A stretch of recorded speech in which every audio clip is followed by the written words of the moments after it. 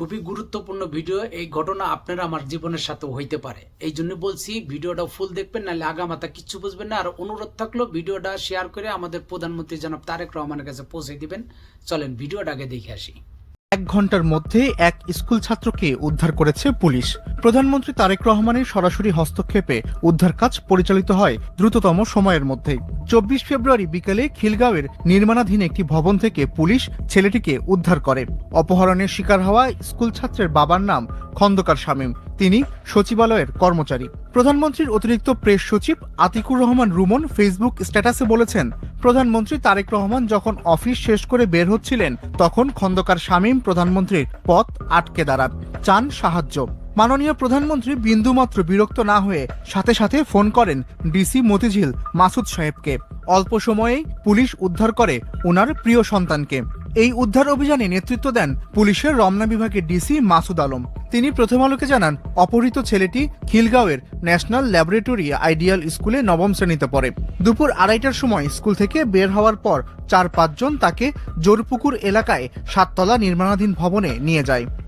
Sir মনে করছে আমার এলাকা এটা, তখন আবার আমাকে ফোন দিছে। ওই যে পরে প্রথমে পাই নাই, পরে ওই যে ব্রিগেডিয়ার সাম স্যার আবার কথা বলা দিচ্ছে আমার সাথে, কথা বলা দিয়ে ওইখানে পরে আমি এবার ওনাকে আমার কাছে পাঠাইছি। আমি আবার ওনার নাম্বার টাম্বার নিয়ে, ওনার ছেলের কাছে একটা মোবাইল ছিল যে নাম্বার দিয়ে কথা হচ্ছিল, তো ওগুলো দিয়ে আমরা ট্র্যাক করে, তো যখন আমরা এই যে চারিদিকে ইয়ে করতেছিলাম, খোঁজাখুঁজি করতেছি, এর মধ্যে সে ওই মনে হয় বুঝতে পারছে, তখন ওই বিল্ডিং এর নিচে রেখে ওরা পালাইছে।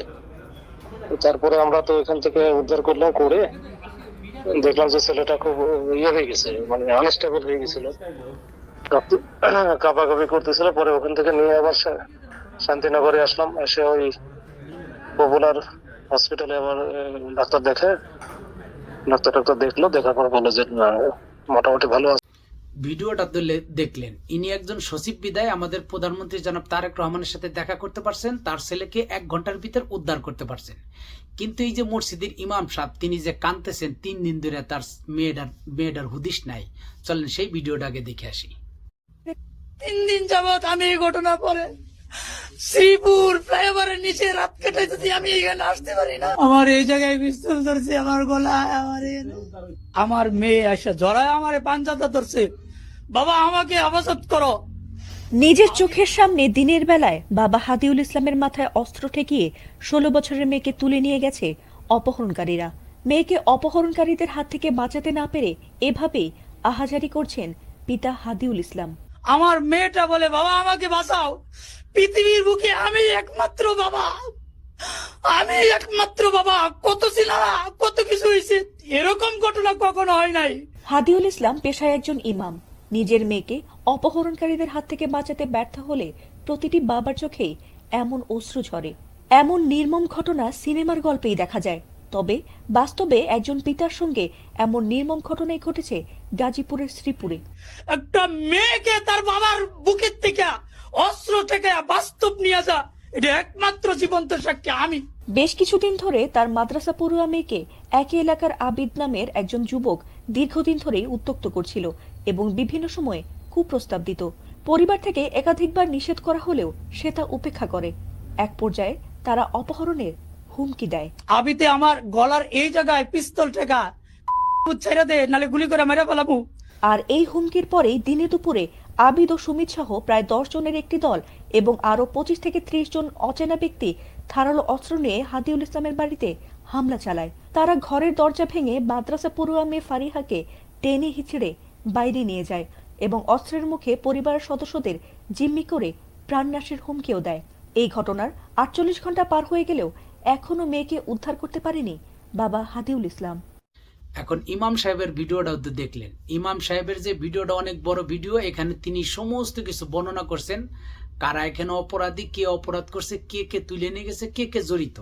তাহলে এখানে মনে করেন 1 ঘন্টা লাগার কথা না, কিন্তু ওখানে সচিবের ছেলেকে কারা নিয়ে গেছে তারা কেউ জানেন না, কিন্তু সে 1 ঘন্টার ভিতরে উদ্ধার হয়ে গেছেন।